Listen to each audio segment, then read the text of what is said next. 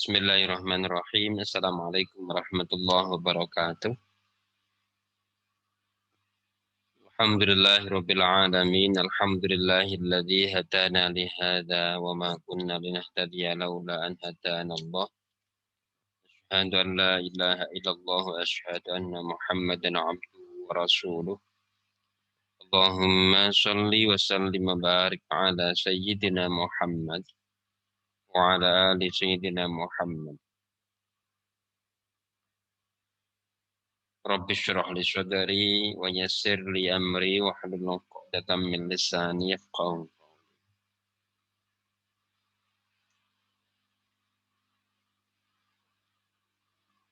Subhanaka la ilma lana illa ma 'allamtana innaka antal alimul hakim. Mari kita awali kajian kita dengan sama-sama kita baca suratul Fatihah. Mudah-mudahan Allah senantiasa melimpahkan kasih sayangnya kepada kita semuanya. Ila hadratin Mustafa sallallahu alaihi wasallam wa ala alihi wa sahbihi tabi'in wa tabi'at tabi'an asyhadu wa sahbihi min malaikatil muqarrabin lahumul Fatihah. A'udzu billahi minasy syaithanir rajim. Bismillahirrahmanirrahim. Alhamdulillahi rabbil alamin arrahmanir rahim maliki yaumiddin. Iyyaka na'budu wa iyyaka nasta'in ihdinas siratal mustaqim. Siratal ladzina an'amta 'alaihim ghairil maghdubi 'alaihim waladdallin. Maina jami'a syahadatina wa syahidina tahlan wa lahumul Fatihah. أعوذ بالله من الشيطان الرجيم بسم الله الرحمن الرحيم الحمد لله رب العالمين الرحمن الرحيم مالك يوم الدين إياك نعبد وإياك نستعين اهدنا الصراط المستقيم صراط الذين أنعمت عليهم غير المغضوب عليهم ولا الضالين.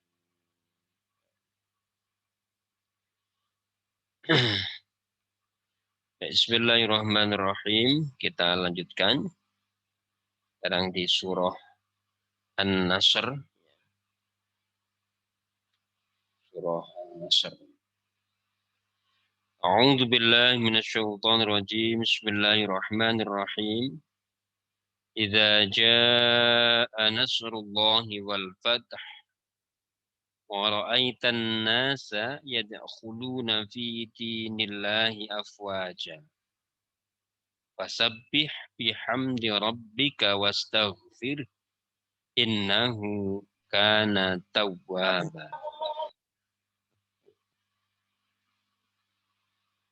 Idza jaa nasrullahi wal fath. Bila datang pertolongan Allah dan kemenangan. Wa ra'aitan nasa yadkhuluna fi dinillahi afwaja.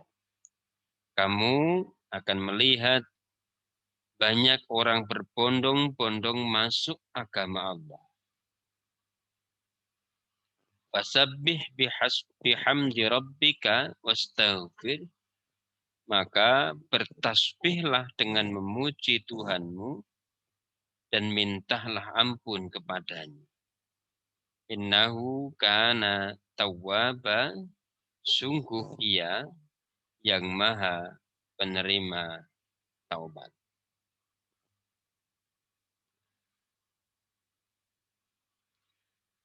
Surah ini khusus mengisyaratkan akan datangnya kemenangan bagi Rasul dan kaum muslim.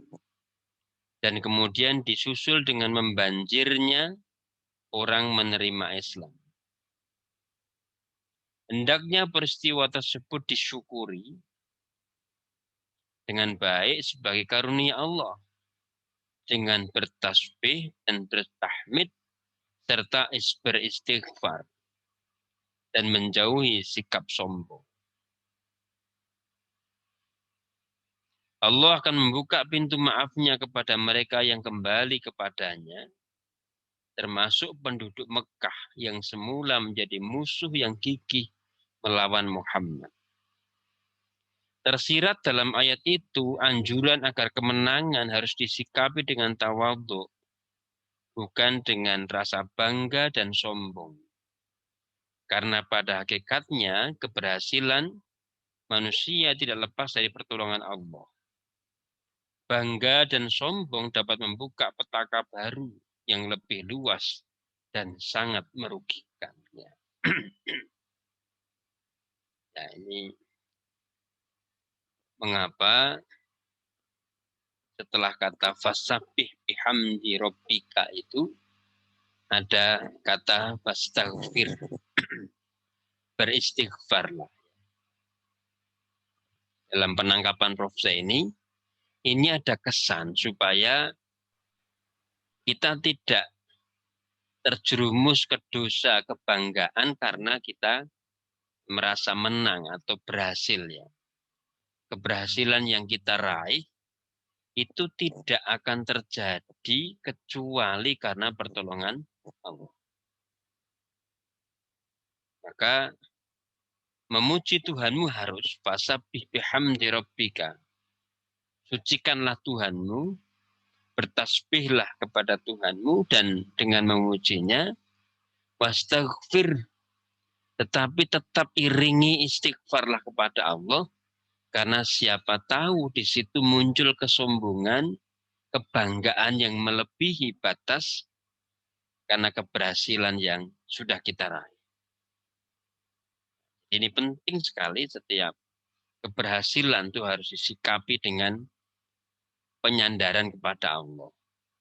Begitu juga kegagalan itu harus disikapi dengan kepasrahan total kepada Allah. Jadi memang kita ini dianjurkan kalau kita sedang sedih, ada musibah, ya jangan terlalu sedih seakan Tuhan tidak pernah memberikan nikmat kepadamu. Ketika kita sedang ditimpa satu kebanggaan, kebahagiaan, ya jangan terlalu berlebihan seakan itu menjadi hasil usahamu sendiri. Jadi tawasudnya itu di situ. Memang Islam mengajarkan tawasud itu ya di situ. Kesan dari fasabbih bihamdi rabbika. Maka bertasbihlah kepada dengan memuji Tuhanmu, tetapi beristighfar. Jadi meskipun wa ra'aitan nasa yadkhuluna fi dinillahi afwaja. Itu karena yang dicita-citakan oleh Rasulullah waktu itu kan semua umat Islam, semua orang-orang di kafir Quraisy itu bisa mereka mengikuti agama Allah. Jadi cita-citanya memang cita-cita bukan untuk dirinya, tetapi cita-cita misi kenabiannya itu berhasil. Nah, keberhasilan itu diingatkan idza jaa nasrullah. Itu terjadi karena adanya nasrullah, pertolongan dari Allah. Maka sikapnya yang terbaik itu fasabbih bihamdi rabbika. Bertasbihlah dengan memuji Tuhanmu, wastaghfir. Jadi kenapa di situ ada perintah wastaghfir? Ada perintah beristighfarlah. Itu supaya kemenangan tadi tidak disikapi dengan kebanggaan, bahkan kesombongan yang melampaui batas. Maka kita beristighfar, berhati-hati. Kira-kira begitu makna yang kita tahu. Kita baca penjelasan Prof. Zaini satu persatu ya. Ayat 1 sampai 2. Berita yang disampaikan surah ini sangat menyejukkan hati Nabi dan kaum beriman yang telah bertahun-tahun merasakan tekanan lahir dan batin dari kaum kafir dan musyrik di Mekah. Tekanan dan siksaan itu sangat pahit, terutama bagi kaum yang lemah dan budak. Surah ini berisi berita bahwa sebentar lagi pertolongan Allah akan terwujud, yang disusul dengan dikuasainya Mekah dan terbukanya kota itu bagi kaum muslimin untuk masuk dan menetap. Ini kita bisa bayangkan bahwa Mekah itu negerinya asli orang-orang Muslim waktu itu. Tapi karena terusir dari kampungnya sendiri. Jadi memang kalau kita baca sejarah kenabian, itu hampir rata-rata kaum nabi itu terusir dari dari apa dari kampungnya sendiri. Yukhrajuna min apa itu? Min diyarihim. Mereka terusir dari kampungnya sendiri. Rasulullah yang terlahir di Mekah, besar di Mekah, terusir dari Mekah. Bukan terpaksa hijrah. Hijrah sebagai strategi karena perintah Allah. Ya. Tetapi sebab lahiriahnya itu kan karena di situ orang-orang Mekah kafir itu mereka menolak dengan keras. Nah, ketika pada suatu saat Mekah itu kembali terbuka untuk kembali masuk orang-orang Muslim yang semula terusir itu, maka betapa senangnya. Karena bagaimanapun tanah kelahiran itu tetap menjadi tidak bisa kita pisahkan dari diri kita. Peristiwa itu akan diikuti membanjirnya orang yang menerima agama Allah. Menerima berita ini terbayang oleh para sahabat. Kepahitan perjuangan yang dilalui sejak masih di Mekah, waktu berhijrah dan beberapa peperangan yang dihadapi setelah itu, peristiwa demi peristiwa nampak dengan jelas.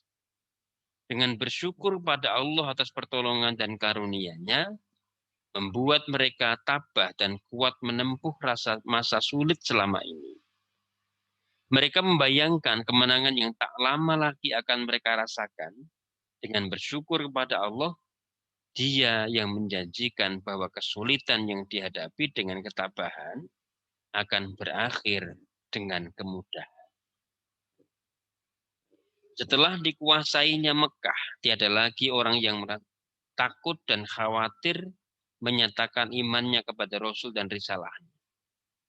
Kegembiraan ini lebih nampak pada kaum miskin dan para budak yang selama ini menjadi sasaran kezaliman dan perlakuan sadis. Berita ini menambah keyakinan bahwa janji Allah pasti terlaksana dan bahwa Allah tidak akan menyia-nyiakan usaha seseorang bila dihadapi dengan kesungguhan. Allah selalu menyertai hambanya yang tabah dan sabar. Jadi kita bisa bayangkan betapa senangnya berita ini ketika disampaikan kepada Rasulullah dan umatnya karena melewati masa perjuangan panjang ya. Kemudian ada berita bahwa nanti akan berhasil, ini kan luar biasa. Ini yang maka tadi kita sampaikan bahwa sikap kita terhadap sebuah kemenangan itu hendaknya diiringi dengan istighfar. Jadi semua keberhasilan kita jangan sampai menggiring kita kepada kebanggaan yang berlebihan, bahkan kesombongan. Karena itu pintu setan itu akan di situ.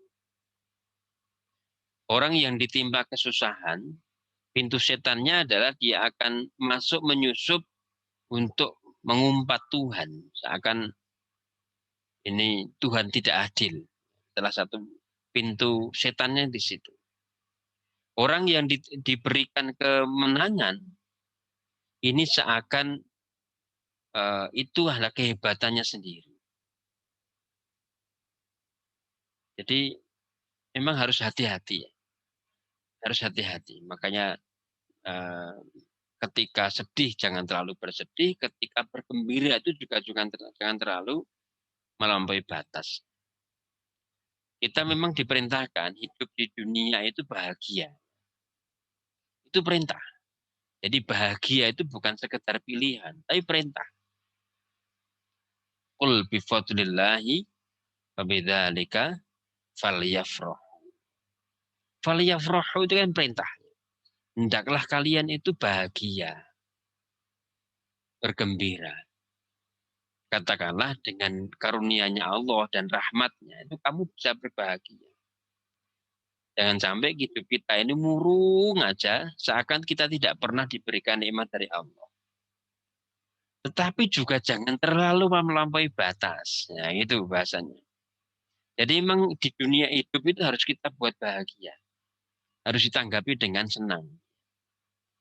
Supaya apa? Ketika kita ditimpa satu kesedihan, ditimpa satu kesusahan, itu enggak terlalu berlarut. Tetapi ketika kita diberikan kenikmatan, itu ya tidak terlalu berlarut dalam kebanggaan dan kesombongan. Udah terima ya, alhamdulillah ya, gitu saja. Alhamdulillah.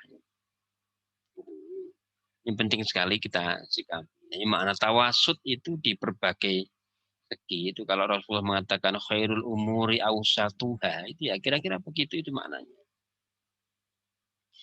Ayat ini merupakan yang ayat ketiga ya. Ayat ini merupakan inti surat yang memerintah Rasul untuk mengembalikan keberhasilan perjuangannya kepada Allah dengan bertasbih, bertahmid, dan memperbanyak istighfar sebagai wujud syukur kepadanya. Persiapan dan perbekalan Rasul dan pengikutnya sangat kecil dibanding yang dimiliki penduduk Mekah. Tetapi Allah Maha Kuasa dan Maha Perkasa yang telah berjanji akan menolong siapapun yang berjuang menegakkan kalimatnya. Jadi dalam segala keterbatasan yang kita miliki, itu ingatlah Allah. Bahwa Allah itu yang maha tidak terbatas. Apa saja? Keterbatasan kemampuan baca kamu, kemampuan bahasa kamu, kemampuan apapun. Kamu kan punya keterbatasan-keterbatasan. Tapi sudah, ini kamu punya Allah. Keterbatasan ekonomi, keterbatasan macam-macam lah. Itu kita punya dibatasi dengan keterbatasan-keterbatasan. Tetapi Allah itu maha sekali. Maha sekali. Maka jangan sampai kita ini kehilangan optimisme. Seakan-akan kita tidak bertuhan. Seakan-akan Tuhan nggak bisa membantu kita. Jangan sampai kehilangan optimisme. Kita itu punya Allah yang maha segalanya, yang memiliki segalanya. Dan tidak ada istilah kita ini lokro, kendor. Ah, aku cuma begini, aku ditakdirkan begini, itu keliru. Cara bersikap terhadap takdir yang begitu ya keliru. Aku memang udah takdirku begini. Nah, takdir itu bukan begitu. Jadi di satu sisi semangat itu iya. Penyandaran kepada Allah itu harus. Jadi, kepada penduduk Mekah yang sampai dikuasainya kota kafir, tetap kafir, dipersilahkan sadar dan menerima ajakan Muhammad dan beribadah seperti yang dicontohkan beliau, meskipun dosa mereka terlalu banyak karena mungkin telah melukai dan membunuh orang Islam. Bila mereka bertobat dengan benar dan berjanji tidak akan mengulangi, Allah akan mengampuninya. Dia yang maha penerima tobat. Dan ini luar biasa. Bayangkan betapa besarnya dosa dari orang-orang kafir waktu itu. Menyiksa orang beriman, membunuh, menyiksa Nabi, melukai Nabi, dan seterusnya. Dosanya sangat besar. Tetapi kalau mereka mau menerima ajakan Rasul, ketika nanti Rasul bisa menaklukkan kembali kota Mekah, itu Allah berjanji akan menerima tobatnya. Luar biasa. Innahu kana tawwaba. Ayat ini ditutup luar biasa. Innahu kana tawwab. Allah itu maha penerima tobat. Karena semua orang itu berproses. Saya meyakini itu. Semua orang itu berproses. Tidak ada yang tervonis final pasti begitu, tidak. Ya kadang keegoan kita ini sampai kepada batas kita mangkel dengan satu posisi tertentu. ketika ada di kita berharap begini, ternyata harapan kita tidak terpenuhi. Berkali kita ingatkan begini, itu kadang ada rasa mungkalnya. Tetapi kita harus di sisi lain saya juga harus mengembalikan kesadaran bahwa semua itu berproses. Harapannya berproses terus ke arah yang baik, bukan berproses ke arah yang tidak baik. Surah ini mengingatkan penaklukan Mekah yang karena kaum kafir Quraisy melanggar perjanjian Hudaybiyah. Pelanggaran janji damai yang mereka lakukan adalah pengkhianatan yang merobek kesepakatan. Pada bulan Ramadan tahun 8 Hijriah, Rasulullah memerintahkan pasukan sebanyak 10.000 memasuki kota Mekah dengan pesan tidak dibenarkan menggunakan senjata kecuali terpaksa. Ternyata Rasul dan kaum muslimin berhasil memasuki Mekah tanpa peperangan, tanpa mengalirkan darah setetes pun. Tindakan Rasul yang memberi amnesti umum untuk penduduk Mekah tercatat dengan tinta emas. Jadi Rasul yang mengirimkan 10.000 pasukan tahun 8 Hijriah untuk menaklukkan kota Mekah itu mengampuni semua orang-orang kafir waktu itu. Ini luar biasa. Jadi tidak ada dendam. Diampuni siapa yang masuk ke Mekah, yang Ka'bah aman. Siapa yang masuk ke rumah Abu Sufyan aman, dan seterusnya. Maka mereka berbondong-bondong masuk Islam. Tiada seorang pun di masa apapun, seorang penakluk memaafkan musuhnya, tetapi cenderung membalas dendam. Pemberian amnesti kepada penduduk Mekah, termasuk mereka yang diketahui memusuhi, dicatat sejarah sebagai hal yang langka. Penaklukan Mekah berdampak luas di bidang politik, ialah meluasnya pengaruh Islam terhadap suku-suku yang selama ini masih menunggu.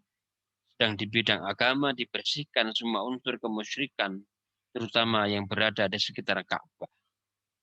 Terkait dengan ayat terakhir, sebaiknya pembaca surat mengakhiri surah ini dengan istighfar, dengan doa dan istighfar, seperti diperintahkan Allah pada Rasul. Maka doa ini ya istighfar, subhanallah, walhamdulillah, astagfirullah. Itu tiga rangkaian kata yang dilekatkan. Subhanallah itu mengagumi bahwa keberhasilan itu karena pertolongan Allah. Alhamdulillah itu sambil memuji. Tapi astagfirullah itu sebagai bentuk kehati-hatian. Jangan sampai kemudian kita terlewat batas dalam kebanggaan. Yang perlu diperhatikan ya, janji Allah pasti terwujud setelah diusahakan dengan segala potensi dan tawakal. Segala potensi dan tawakal itu maknanya ya potensi lahiriah dan batiniah kita kerahkan. Allah Maha Pengampun memaafkan dosa hamba besar apapun selain dosa syirik. Ini penutup di penjelasan beliau. Terakhir, di lembar pembatas sebelum surah Al-Lahab itu, guru kita, Prof. Zaini menuliskan, mengutipkan sebuah hadis. Sahabat Jabir meriwayatkan hadis Rasulullah SAW bersabda, bila anak Adam manusia lari dari rizkinya, seperti ia lari dan menjauh dari kematiannya, maka rizki itu menjemputnya, seperti kematian akan menjemputnya. Jadi memang ini hadis dikutip dari Jami'us Shaghir, 2, hadis ke-520, 5240. Saya kira itu yang kita baca, saudara sekalian, untuk pagi ini. Surah An-Nasr ya, yang kandungannya padat, ada nasihat yang kuat kepada kita untuk terus menyandarkan usaha kita kepada Allah, dan segala keberhasilan hendaknya kita sikapi secara wajar, proporsional, tawasud, berimbang. Tidak terlalu bangga, tapi juga tidak terlalu bersedih dalam kegagalan. Saya kira itu yang kita bahas di pagi ini. Mari kita akhiri bersama dengan membaca hamdalah dan penutup majelis. Alhamdulillahirabbil alamin. Subhanakallahumma bihamdika asyhadu an la ilaha illa anta astaghfiruka wa atubu ilaik. Assalamualaikum warahmatullahi wabarakatuh.